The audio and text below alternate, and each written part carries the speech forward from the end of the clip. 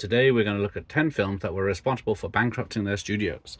So, first up, It's a Wonderful Life.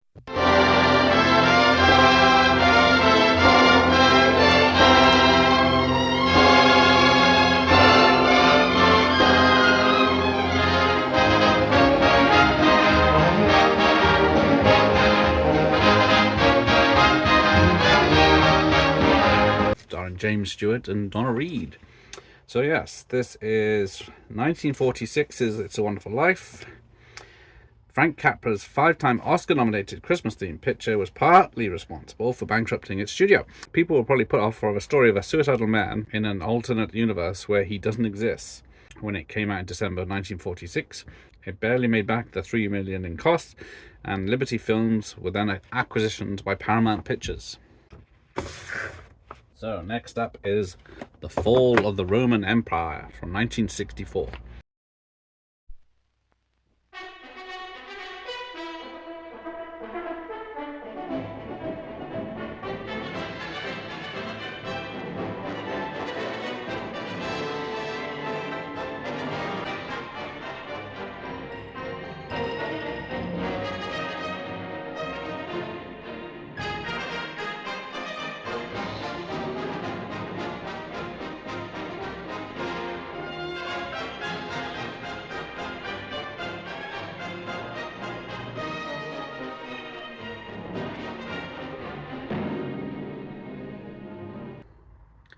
People thought 1963's Cleopatra was the one that broke the camel's back, but that eventually made its budget back.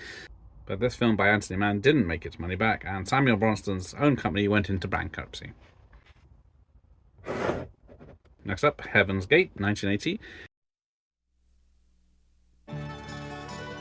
It has been called the most controversial motion picture of its time. It is the most talked about and written about film of the decade. Now, from the director of The Deer Hunter, United Artists presents, in Michael Cimino's Heaven's Gate. With the cast of Christopher Walken, Jeff Bridges, John Hurt, and William Dafoe, director Michael Cimino's film had a budget of over $44 million, 6 times more than estimated. It recouped just $3.5 million, causing United Artists to go bankrupt and be sold off to MGM. Then we get 1980's Raise the Titanic. We gotta bring up the Titanic. Target date's 2 weeks away. Our target date just got changed. 10, 9, 8, 7, 6, 5, 4, 3, 2, 1. Mark.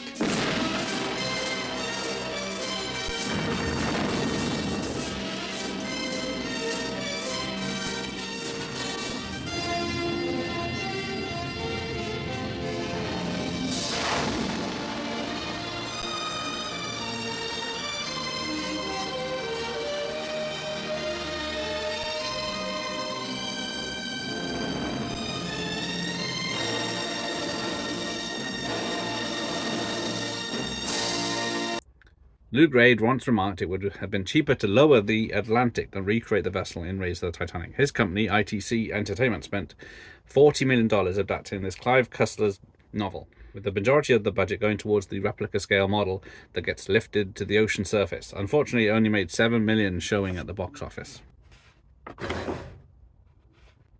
Then we get 1983's The Right Stuff. This is the story of the special few at the very top. The elite brotherhood whose achievements inspired a nation and captured the imagination of the world. These are the men who had the right stuff. They all want to see Buck Rogers, and that's us.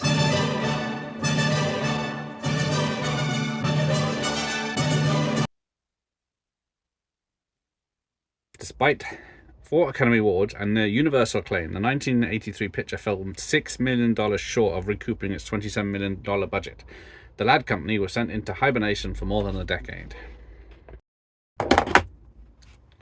Then we get Cutthroat Ireland from 1995. I love this! I love it!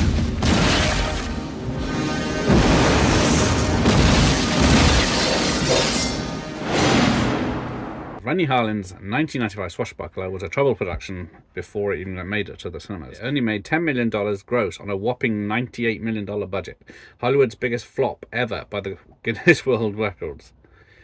and it killed off the great Carolco Pictures, unfortunately. Battlefield Earth 2000.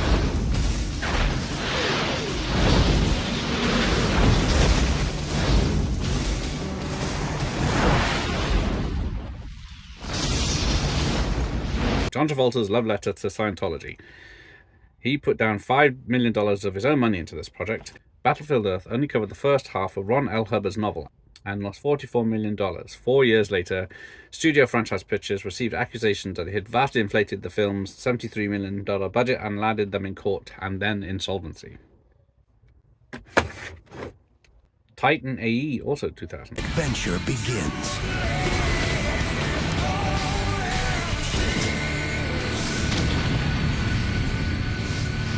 Titan AE, get ready for the human race. Fox's Animation's post-apocalyptic sci-fi tale Titan AE, with a cast of A-list voices from Drew Barrymore and Matt Damon, only made $37 million at the box office, less than half its budget. And 20th Century Fox closed the animation company 1 week after its release. Final Fantasy: The Spirits Within, 2001.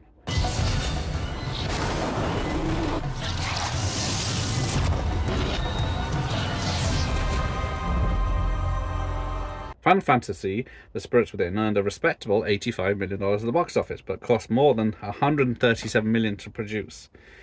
Production company Square Pictures never recovered. And finally, Looney Tunes Back in Action 2003. Who has dynamite? Welcome to my world. Looney Tunes back in action. Now that's funny. This film mixes retro animation mixed with modern live action. Grossed just $68 million on a $80 million budget. The studio offshoot subsequently abandoned plans to create further Looney Tunes features. Thank you for watching. Here end of the lesson.